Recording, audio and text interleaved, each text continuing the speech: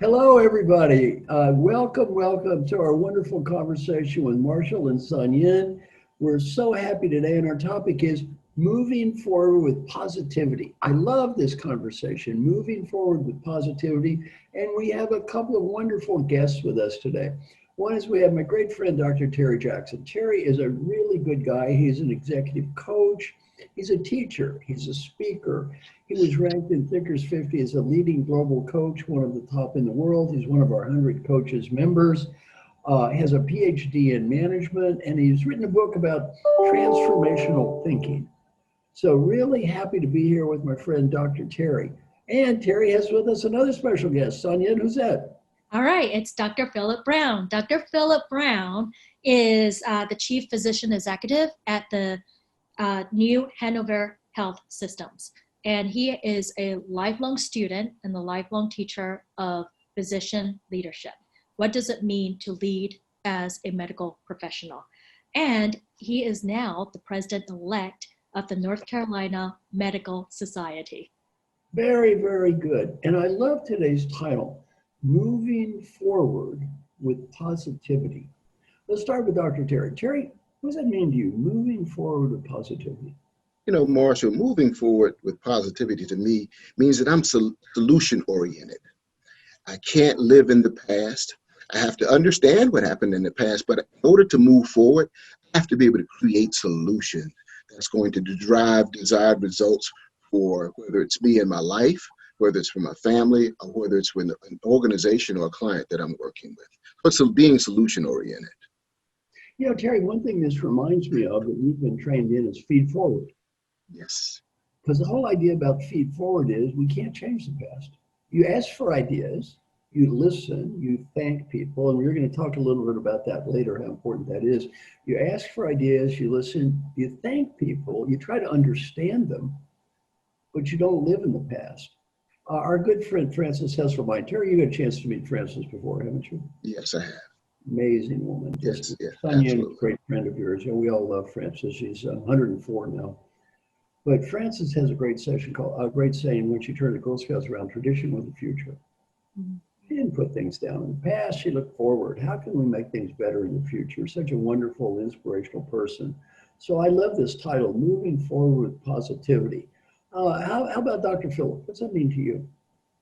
Well, Marshall, it kind of makes me think about the quote from Arthur Rubinstein, which said, "There's no formula for success except perhaps an unconditional acceptance of life and all it brings." Hmm. It's a lot like what both of you have talked about, is that we have to live this life forward. And sometimes that's faster and sometimes that's slower. But the key thing is, what's the next positive step that I can take, that I can lead into, that moves me in the ultimate direction that I'd like to see things go. And that's really what it means to me. It implies a certain pragmatism, but it also implies vision of what it can be. It just doesn't, but what it doesn't mean is that we have to get there in one bound.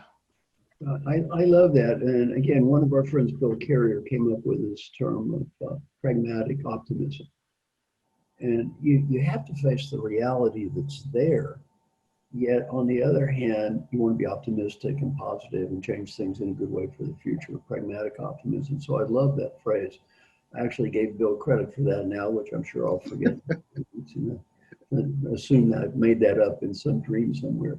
So anyway, I love that pragmatic optimism. You know, Sonia, you have a good question for Terry. So when I hear about the solution focused and then also this vision and looking forward into the future, I think at the end of the day, there's something we have to remember, which is we are human, right? We're dealing with tough human emotions. And so a question for you, Dr. Jackson, is how do we become more human?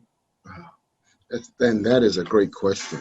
You know, first thing that comes to mind when I think of how do we become more human, one is to realize that I'm flawed.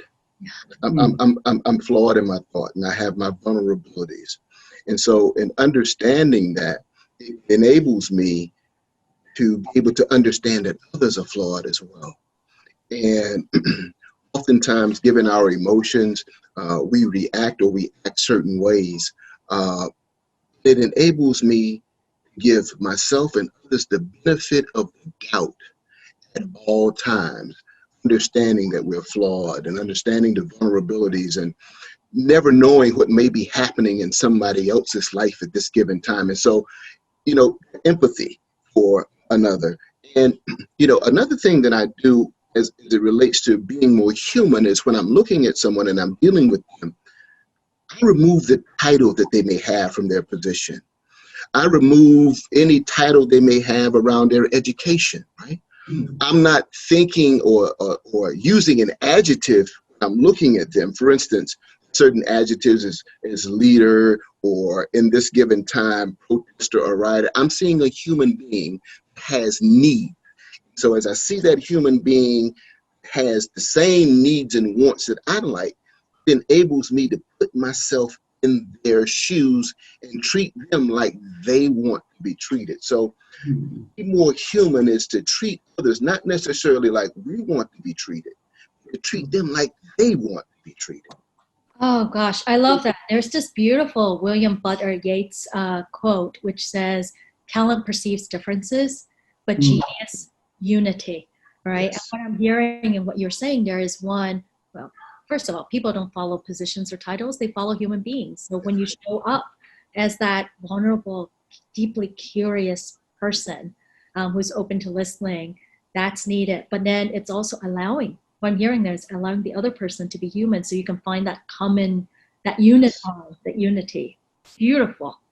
Hey, Terry, I love that. I read an article once about why the golden rule does not apply to leadership. The golden rule is I treat other people like I want to be treated. Well, in leadership, the way I want to be treated may not be the way they want to be treated. Absolutely. And I'm projecting myself onto them. Well, I love the way you said that. I think that's great. And the other thing about, we're all humans here. A very important point. It's funny about Terry. You've seen my bio, won all these awards and fancy this, that, and the other. I mentioned some of yours. There's one thing that was left out on my bio, which I'm surprised because it is an incredible gift I have. That's the ability to screw something up every day. Somehow that didn't get put on. I'm shocked. I left that one out, but I'm always amazed at my own ability on a daily basis to screw something up. And, one thing I practice that daily question process every day, evaluate myself. And, I'm still waiting for that perfect score. That's right. Never happens, right? Because we're human. Not only am I not perfect as a human, I can't even make it through a day with being perfect. I keep waiting for this one day. This one day it's going to be all there, but I'm going to hit that target today. I'm only 71. It still may happen, right? That's right. That's It right. hasn't happened yet, though. So, Terry, I love what you just said. And, Philip, one thing you said is kind of puzzling. Appreciate what is right. What do you mean by that? Well, that's a great place to start, right? In terms of this whole concept of moving forward, of a pragmatic approach to how good things happen. And it ties in with an acceptance of what things are in the moment. So you have to think about it, in the context of most respectful interpretation. And if we use that as a starting point for what somebody's trying to say and incorporate that into our listening, quite often we'll find those areas of common ground. And when we can recognize what someone is actually trying to do, or when we can recognize the set of conditions that they're faced with that are driving their decisions, then we can appreciate that, and we can oftentimes find a role for ourselves in helping achieve better solutions. But it all starts with an acknowledgement of what things are going well, quite frankly. And sometimes that type of recognition is real easy because you can obviously see where people's decisions and their behavior is consistent with what you understand is supposed to happen. Other times it's not so clear. And so you have to seek it, and you have to, use the human approach and more deeply understand, listen at a different level of the environmental factors that are driving those choices. And as a result, you know, it'll often give you many opportunities to recognize where people are doing the best they can with a given situation. And then from that, you just build. You know, a couple of reflections. One is that somebody taught me, again, Friday, was the idea of asking people, what are you proud of? Mm. What are you proud of? Because when you ask that question, sometimes you learn some very positive things that you as a leader may not have thought of. So what are you proud of? So Terry, think about last week. What's one thing Terry's proud of from last week? What am I proud of from last week? Oh, you know, I made as a person, you know, I made the decision. You know, we're all, even though we may not want to be, we all have a level of being judgmental. Sure. So I made some decisions around helping those who may be in tough situations. They may be homeless. Right. And you know, my action was to give money to someone, Right. not thinking about what they may do with it. Right. That in giving, I've done what I'm supposed to do as it relates to helping my fellow human being, in hopes that they will do the best to help themselves with what I gave them. So in assessing myself and saying, hey, this is another means of becoming a non-judgmental person and treating others as human beings, and let me extend the olive branch, as you will, give them some money in hopes that they will do the right thing and have faith in them because they're human, that they will do the right thing.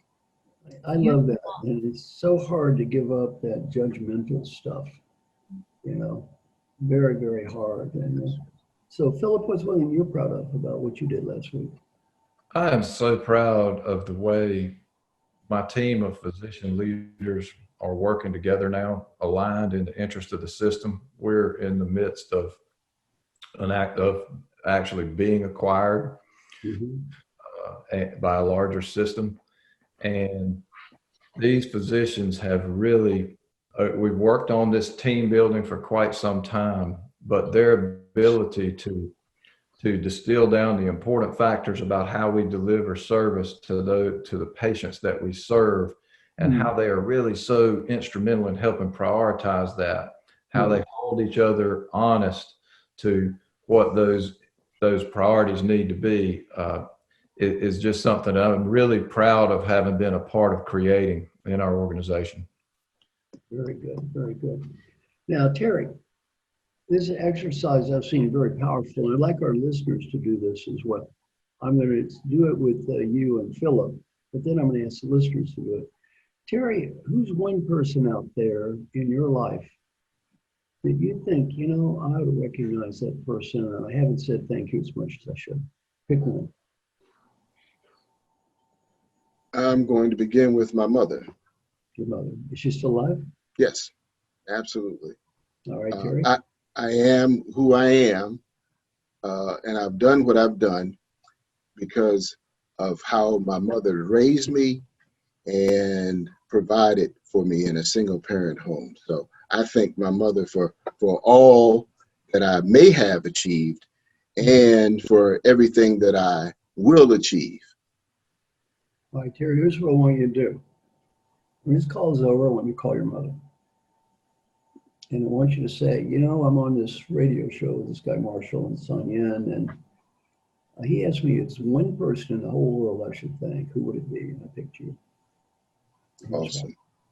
Now, how do you think that's going to make your mother feel?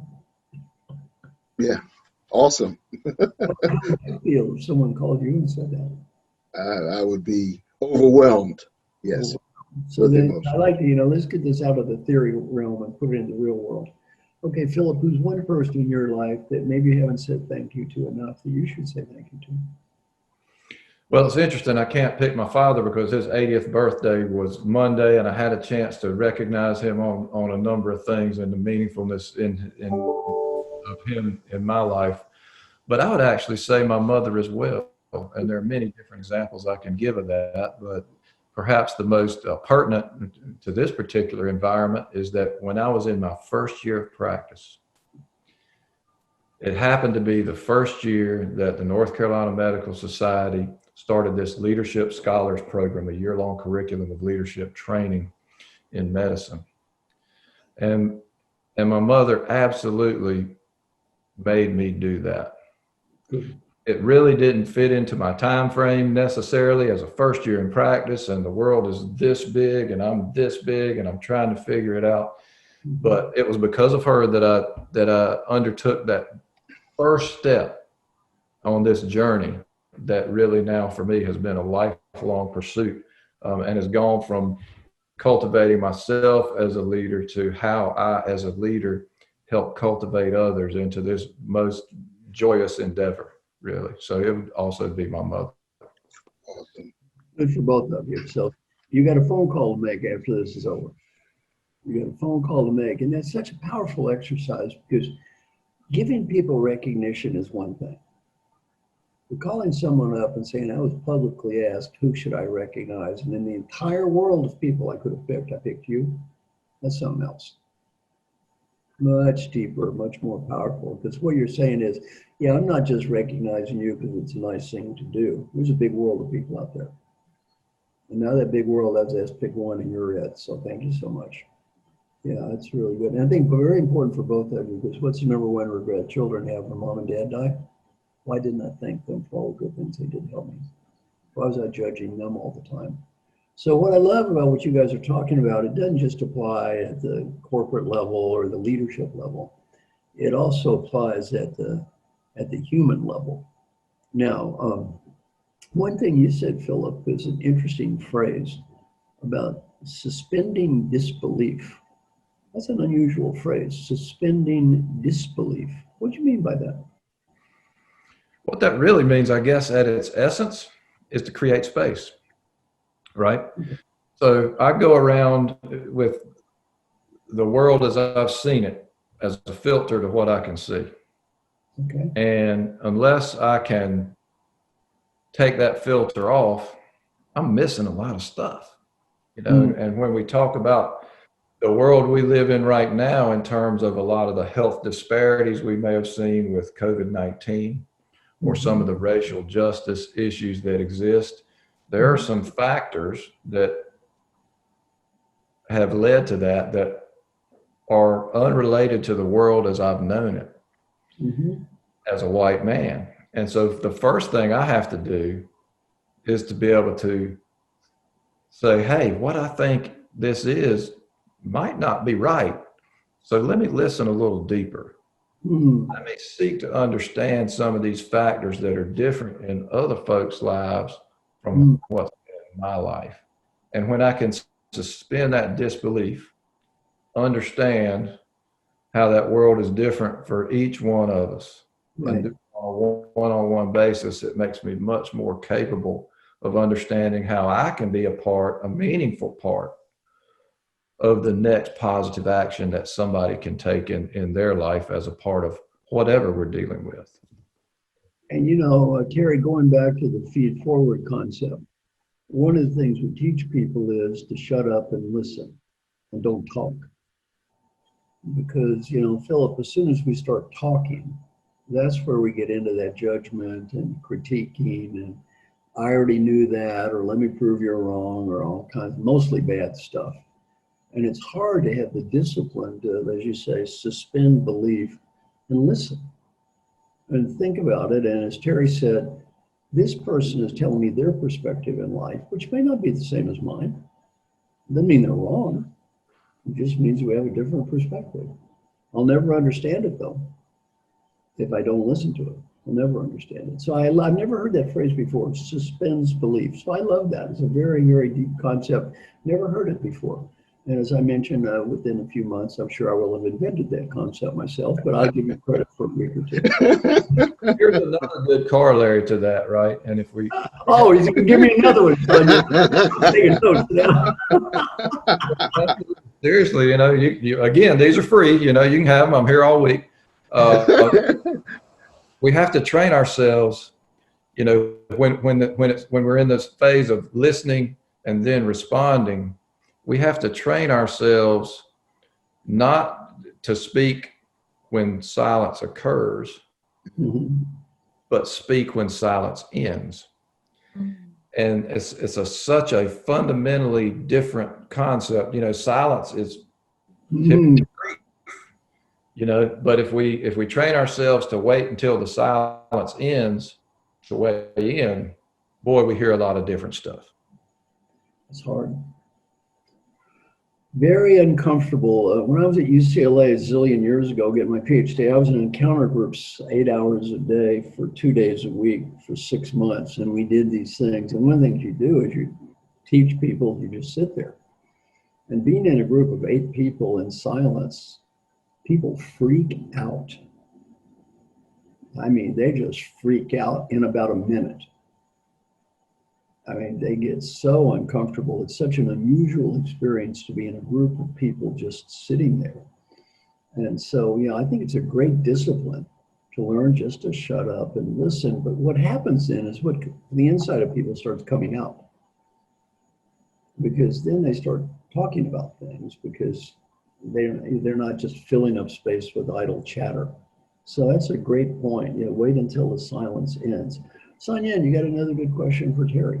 Oh gosh, this is such a rich conversation. So the question I have for you, Terry, is, well, so much of the conversation today is being able to get at the heart of who people are and who we are and who other people are.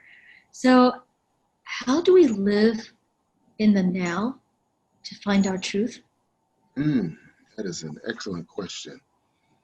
How do we live in the now to find our truth? And now is perpetual.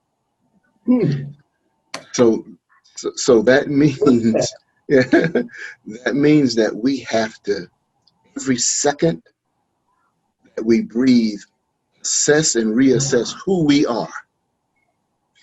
That is, if we made a mistake a minute ago, we let that go. We learn from it.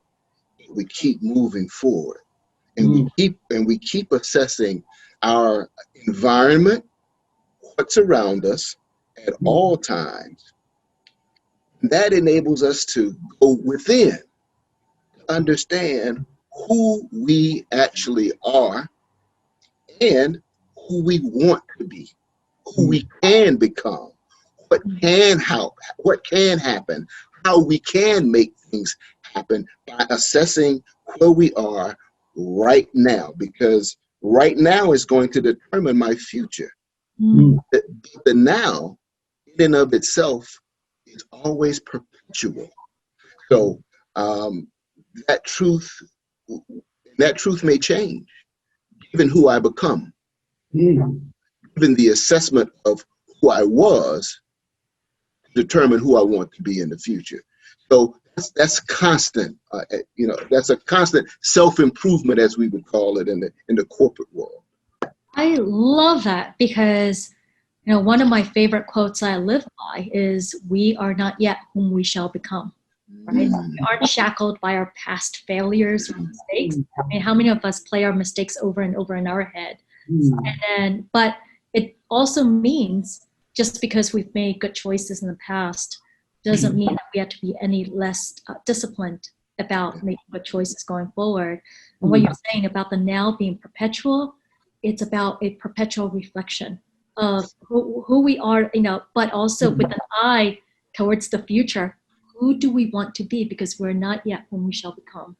That is so beautiful, Terry. Thank you. Sonia, that also reminds me of a quote that I like. I think it's a deep quote. Do you know what that is? Don't wait!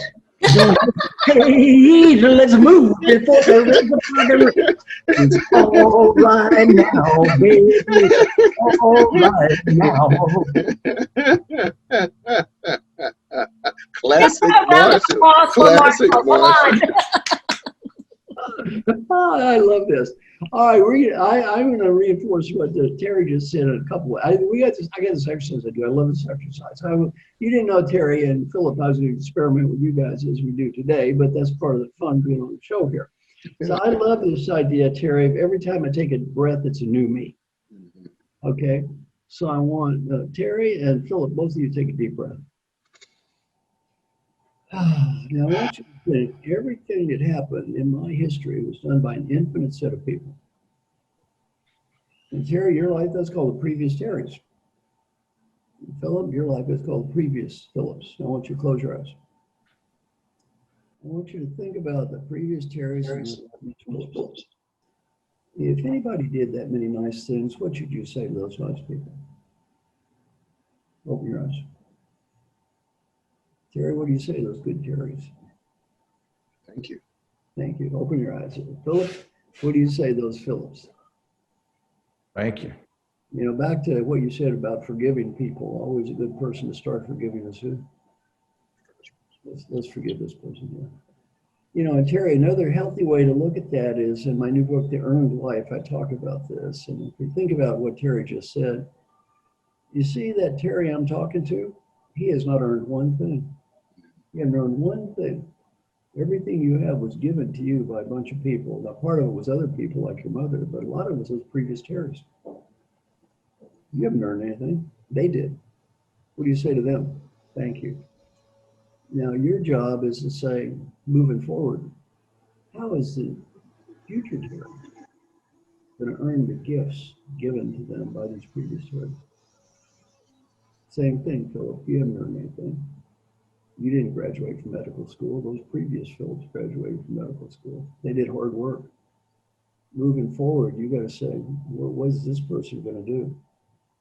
And you know, Sun Yan, that story of Marty Dempsey, the general, you know, make it matter. Tell that story. It's a great story because you can also apply it to your own life.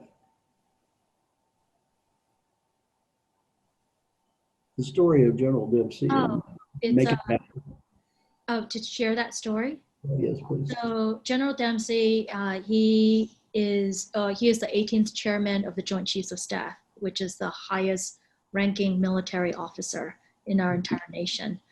And he has a box that he carries with him, you know, wherever he is, wherever he moves is, in that box is Make It Matter. And inside that box are cards of people who have soldiers who have lost their lives when they were under his command.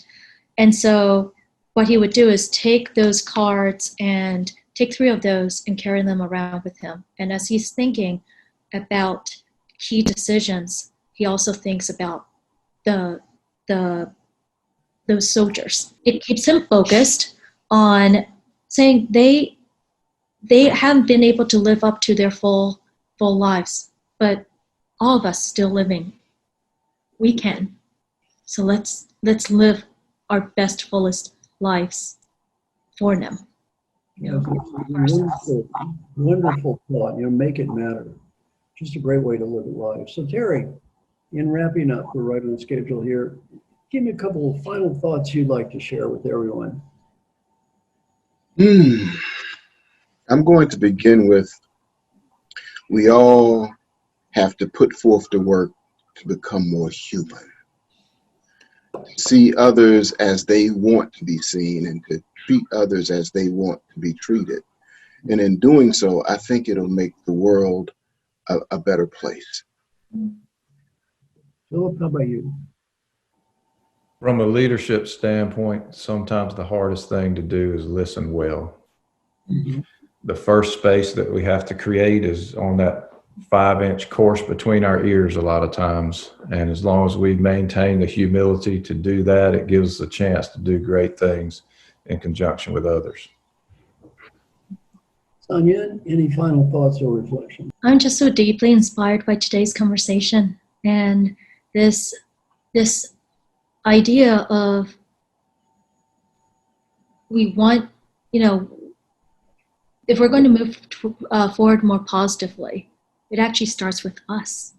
It starts with us and our choice of listening and giving others permission to speak, and to truly listen and to understand them and help them understand us, right? But it starts with us making that choice.